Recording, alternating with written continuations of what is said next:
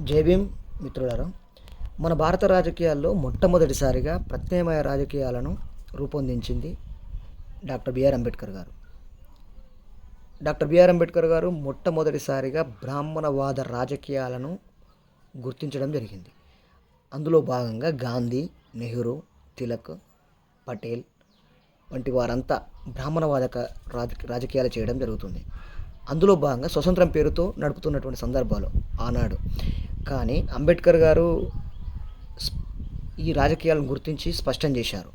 అంబేద్కర్ గారు లోతైన అధ్యయనంలో భాగంగా ఆలోచనపరుడు, మేధావి, సామాజిక, సాంస్కృతిక, ఆర్థిక శాస్త్రాలను క్షుణ్ణంగా చదివినవాడు.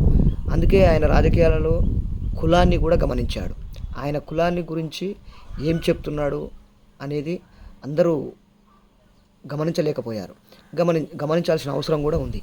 ఈ కుల వ్యవస్థకు అందరూ బానిసలే. అయితే ఈ బానిసలందరూ ఒకే స్థాయికి చెందిన వాళ్ళు కాదు. ఒకరు ఆర్థిక విప్లవం తీసుకురావడం కోసం, శ్రామిక జనాన్ని రెచ్చగొట్టేందుకు కొంతమంది.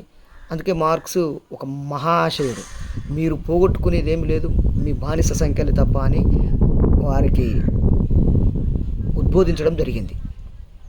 జై భీమ్, జై భారత్, జై బీఎస్పీ.